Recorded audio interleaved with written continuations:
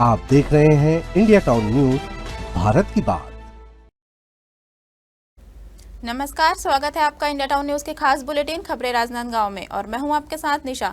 चलिए बुलेटिन की शुरुआत से पहले एक नजर आज की हेडलाइंस पर। असामाजिक तत्व पर कार्रवाई, पुलिस ने किया गिरफ्तार, गाली गलौज कर रहा था युवक।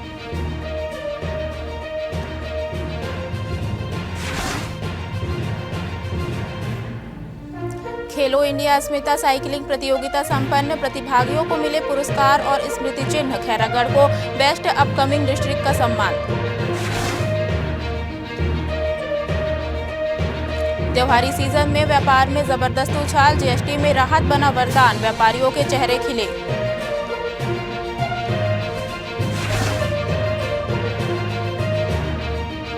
दो 200 बच्चों को मिले नए कपड़े और बैग, विवेकानंद मंच ने दी संस्कारों की सीख, दीपावली बनी बच्चों के लिए खास तोहफा।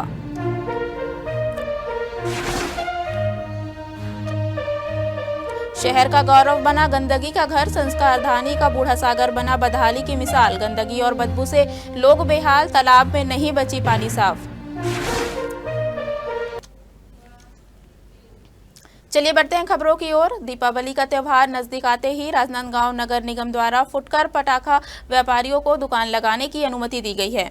इस बार भी नगर निगम द्वारा शहर के बीच स्थित म्युनिसिपल स्कूल मैदान में पटाखा बाजार स्थापित किया गया है। यह स्कूल घनी आबादी वाले रिहायशी इलाके में बीचों बीच स्थित है, जिससे क्षेत्रवासियों में डर का माहौल बना हुआ है। चिंता की बात यह है कि इस पटाखा बाजार में ना तो कोई फायर सेफ्टी का इंतजाम किया गया है और न ही अग्निशमन यंत्रों की व्यवस्था की गई है। एक छोटी सी चूक यहां किसी बड़े हादसे को जन्म दे सकती है। स्थानीय नागरिकों का कहना है कि हर साल पटाखा दुकानों के लिए खुले मैदान या सुरक्षित स्थानों का चयन किया जाता है, लेकिन इस बार प्रशासन ने लापरवाही बरतते हुए म्युनिसिपल स्कूल मैदान को ही पटाखा बाजार बना दिया। निगम प्रशासन और जिला प्रशासन की इस अनदेखी पर अब सवाल खड़े हो रहे हैं। ना यहाँ ना तो कोई सुविधा मिला है, ना अग्निशमन यंत्र मिला है, ना पानी का वो व्यवस्था मिला है, ना कुछ ऐसा टाइप का कुछ हुआ नहीं है। अगर धोखे से कुछ फायर वायर हो गया और आग जल गया तो क्या प्रशासन हम लोग को दिक्कत देगा? हम लोग पैसा पटा रहे हैं, सब चीज पटा रहे हैं, पर ऐसा कुछ हम लोग को ना सुविधा मिला ही नहीं है। बाद में प्रशासन हम लोग के ऊपर बोलेगा कि ये हो गया वो हो गया, ऐसा में समझ में आता नहीं भैया। मैं आज राजनांदगांव अपने परिवार के साथ आया था पटाखा लेने के लिए म्युनिसिपल स्कूल ग्राउंड में। यहाँ देखा तो पटाखा जो दुकानें लगी है वहाँ पे ना कोई फायर ब्रिगेड की सुविधा है, ना कुछ आग को रोकने के लिए सुविधा है। भगवान न जाने ऐसा कोई अनहोनी हो सकता है, तो इसकी पूरे जिम्मेदार शासन प्रशासन को होगा। मैंने अभी तक 5-6 दुकान में पटाखा लेने के लिए गया था अपने परिवार के साथ, लेकिन किसी भी दुकान में मैंने अभी तक जो दुर्घटना से बचने के लिए, जो भी अग्निशमन बचने के लिए जो भी वो होता है सामान, चाहे फायर ब्रिगेड हो, चाहे पानी टैंकर हो, यहाँ ग्राउंड में भी नहीं है और दुकानों में भी किसी प्रकार की कोई सुविधा नहीं है। भगवान न करे ऐसी कोई भविष्य में घटना घटती है तो उसके लिए जान मान हानि का नुकसान होना तय है। जिला प्रशासन और जो भी प्रशासन यहाँ व्यवस्था समिति देख रही है उसको तुरंत तत्काल इस विषय पर आके यहाँ भौतिक सत्यापन करना चाहिए और देखना चाहिए कि किसी भी प्रकार के किसी भी ग्राहक को या किसी भी अनहोनी ना हो। आने वाले दिनों में आपके माध्यम से मैं और कहना चाहूँगा कि यहाँ पे फील्ड जो अधिकारी होते हैं या कर्मचारी जो भी है, यहाँ समय समय पर आगे एक घंटा 2 घंटा में उनको निरीक्षण करना चाहिए। स्वामी विवेकानंद युवा जागृति मंच राजनांदगांव द्वारा प्रतिवर्ष आयोजित की जाने वाली सामाजिक पहल आओ मनाएं सार्थक दिवाली इस वर्ष भी पूरे जोश और सेवा भाव के साथ मनाई गई। संस्था के प्रदेश अध्यक्ष जीवन साहू ने जानकारी दी कि वर्ष 2010 से मंच द्वारा समाज सेवा की दिशा में लगातार कार्य किया जा रहा है। संस्था का उद्देश्य युवाओं को भारतीय संस्कृति से जोड़ते हुए सामाजिक उत्थान में भागीदारी सुनिश्चित करना है।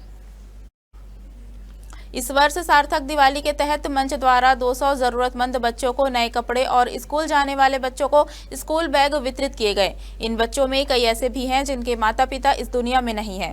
मंच के सदस्यों ने इन बच्चों के घर पर जाकर न केवल सामग्री वितरित की बल्कि उनके साथ समय भी बिताया। जीवन साहू ने बताया कि मंच के सभी सदस्य अपनी जेब खर्च से ही इन बच्चों के लिए आवश्यक सामग्री की व्यवस्था करते हैं। इसके अलावा मंच के सक्रिय सदस्यों ने जानकारी दी कि कंप्यूटर सीखने के इच्छुक बच्चों के लिए निःशुल्क कंप्यूटर शिक्षा की व्यवस्था भी संस्था द्वारा की गई है। साथ ही बच्चों को पढ़ाई और खेलकूद में भी प्रोत्साहित किया जा रहा है। ये हम लोग हमारी संस्था है स्वामी विवेकानंद युवा जागृति मंच। लगभग हम लोग 2010 से ये काम करते आ रहे हैं। हम लोगों ने पहले स्टार्ट किया 5 बच्चों से। 5 बच्चों से करते करते फिर हम लोगों ने देखा हमारे पास लिस्टिंग आती गई और ऐसे बच्चे हम लोग वितरण करते हैं। नए कपड़े, मिठाई या अन्य किसी प्रकार की भी ज़रूरत सामग्री होती है। तो हमारे पास ऐसे भी बच्चे हैं जिनके माता पिता स्वर्गवास हो गए हैं या कुछ बच्चे ऐसे हैं जो एकदम ज़रूरतमंद है, पढ़ाई का खर्च नहीं उठा पाते या कोई बच्चे पढ़ाई नहीं कर पाते। तो ऐसे बच्चों को हम लोग निरंतर 15 वर्षों से, ये हमारा 15 वर्ष है, 15 वर्षों से हम लोग उनके घर में निवास में जाके उनको नए कपड़े, मिठाई, जो बच्चे स्कूल पढ़ते हैं उसको स्कूल बैग आदि सामग्री हम लोग वितरण करते आ रहे हैं। और ये हम लोग नगर के, राजनांदगांव शहर के अन्य वार्डों में हम लोग की जो संस्था है पहले लिस्टिंग करती है। जी, सबसे पहले तो ये फंड की व्यवस्था है। हम लोग आपसी सहयोग के माध्यम से सबसे पहले जितने कार्यकर्ता हैं हमारे संगठन के, जितने सहयोगी हैं, सब आपस में बैठकर विचार विमर्श कर फंड एकत्रित करते हैं। उस माध्यम से जिन ज़रूरतमंद बच्चे हैं उनकी गिनती करते हैं।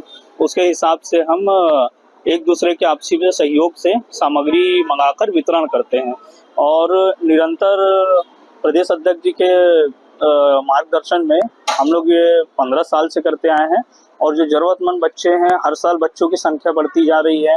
5 बच्चों से हमने शुरू किया था, आज 200 से 250 बच्चे हो गए। और हम नए कपड़े और मिठाई से शुरू किया था। आज एजुकेशन, स्कूल शिक्षा और जो बच्चे पढ़ने में सक्षम नहीं है, और कंप्यूटर शिक्षा, ऐसे सभी प्रकार की शिक्षा और उनका जो दिवाली का जो खर्चा है वो हम व्यय करते हैं। ये हमारी संगठन जो है निरंतर आगे भी ऐसे ही कार्य करते आएगी और जितने बच्चे आगे हमको मिलते जाएंगे उनकी संख्या निरंतर बढ़ती जाएगी।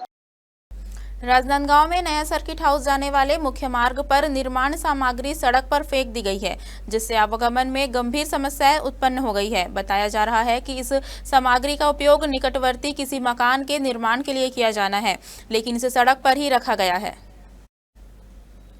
इस मटेरियल में रेत और गिट्टी शामिल है, जिसे जानवर रास्ते में फैला रहे हैं, जिससे मार्ग और भी असुविधाजनक हो गया है। इस वजह से राहगीरों और वाहन चालकों को आने जाने में काफी परेशानी का सामना करना पड़ रहा है। स्थानीय निवासियों ने जिम्मेदार अधिकारियों से जल्द इस समस्या को दूर करने और सड़क को साफ सुथरा बनाए रखने की अपील की है, ताकि किसी भी प्रकार की दुर्घटना या असुविधा से बचा जा सके। दीपावली और त्योहारी सीजन में जहां हर घर रोशनी से जगमगा रहा है, वहीं कई इलाकों में बार बार बिजली गुल होने की समस्या ने लोगों की खुशी पर पानी फेर दिया है। शहरों और कस्बों में सजावट, लाइटिंग और बिजली उपकरणों के अत्यधिक उपयोग से लोड बढ़ गया है, जिससे ट्रांसफार्मर और लाइन पर ओवरलोडिंग के कारण बिजली ट्रिपिंग की समस्या बढ़ गई है। दीपावली जैसे त्योहारों में रौनक बढ़ाने के लिए लाइट्स और इलेक्ट्रॉनिक उपकरणों का इस्तेमाल हर घर में बढ़ जाता है, लेकिन इस बार राजनांदगांव के कई इलाकों में बार बार बिजली गुल होने की समस्या ने लोगों को काफ़ी परेशान किया है। शहर के प्रमुख बाजार और रेजिडेंशियल क्षेत्र, जहां सजावट और खरीदारी अपने चरम पर होती है, वहां बिजली ट्रिपिंग के कारण व्यापारी वर्ग को खासा नुकसान उठाना पड़ रहा है। ग्रामीण क्षेत्रों में भी पुराने तारों और कमजोर कनेक्शनों की वजह से बिजली की आपूर्ति बाधित हो रही है। इससे न केवल दीपावली की तैयारियों में रुकावट आ रही है, बल्कि कई जगहों पर इलेक्ट्रॉनिक उपकरण भी खराब हो गए हैं। इस संबंध में बिजली विभाग का कहना है कि त्योहारी सीजन में बिजली की मांग में अचानक वृद्धि होने से ओवरलोडिंग की समस्या हो रही है। हमारी मरम्मत टीम लगातार कार्यरत है और जल्द से जल्द समस्या को दूर करने का प्रयास कर रही है। त्योहारों के सीजन शुरू हो गए हैं और जिस पल में लोगों के घर पे रोशनी चमकनी चाहिए, अब उन घरों पर अंधेरा देखने को मिल रहा है। ऐसे ही चीज़ों को जानने के लिए और लोगों तक के पहुंचने के लिए, लोगों की समस्याओं को जानने के लिए आज हम निकल पड़े हुए हैं शहर के उन क्षेत्रों में जिन क्षेत्रों पर लाइट की यानी कि बिजली के अभाव की वजह से उनकी दीपावली रोशन नहीं हो पा रही है। अभी हमारे साथ में राजनांदगांव के आम नागरिक है जी, बताएंगे अभी दीपावली का सीजन चल रहा है, त्योहारी सीजन आ गया है, किस प्रकार से बिजली की समस्या उत्पन्न हो पा रही है? अभी देखो बिजली की समस्या ये हो गई है कि कोई टाइमिंग नहीं है कि बिजली कब कटौती कर दी जाए और कितने घंटे के लिए कटौती कर दी जाए। यहाँ आम नागरिक इतना परेशान हो जाता है क्योंकि बिजली के बिना किसी का 1 घंटे भी रहना मुश्किल हो जाता है। 2-2, 3-3 घंटे तक के यहाँ बिजली गोल कर दिया जाता है, जिसमें रोशनी तो छोड़ दो, मोबाइल चार्जिंग भी नहीं हो पाता है ना। इसके अलावा बिजली का रेट इतना ज़्यादा बढ़ा दिया गया है, जो बिल आ रहे हैं मीटर में आ रहे हैं, जहाँ 100-200 रुपये बिल आते थे, आज वहाँ पे 3000-4000 रुपये बिल दिया जा रहा है। इन सभी समस्याओं को देखते हुए जो प्रशासन है ना, जो बिजली विभाग है, इन सबको कुछ एक्स्ट्रा ध्यान देना चाहिए इस पर।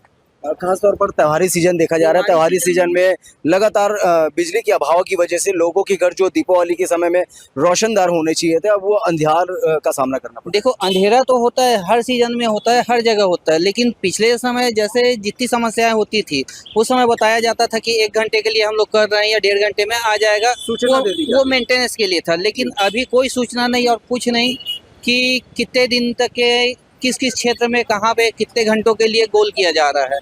जब यानी थोड़ी सी हवा भी आ रही है, आंधी भी आ रहा है, पानी भी गिर रहा है, तो तुरंत लाइट गोल कर दिया जा रहा है और मेंटेन कुछ किया नहीं जा रहा है। ये वो शहर के आम नागरिक है जिन्हें अपने घर के रोशनी के लिए तकलीफें उठाना पड़ रहा है, मोबाइल चार्जिंग के लिए समस्याओं से जूझना पड़ रहा है। ऐसे ही और तमाम लोगों के पास हम जाने की कोशिश करेंगे और उनसे जानने की कोशिश करेंगे कि आखिरकार इस दीपावली उनके घर पे रोशन की चमक होगी या फिर अंधेरे का सामना करना होगा। संस्कारधानी का प्रमुख और ऐतिहासिक बूढ़ा सागर तालाब इन दिनों अपनी बदहाल स्थिति को लेकर चर्चा में है।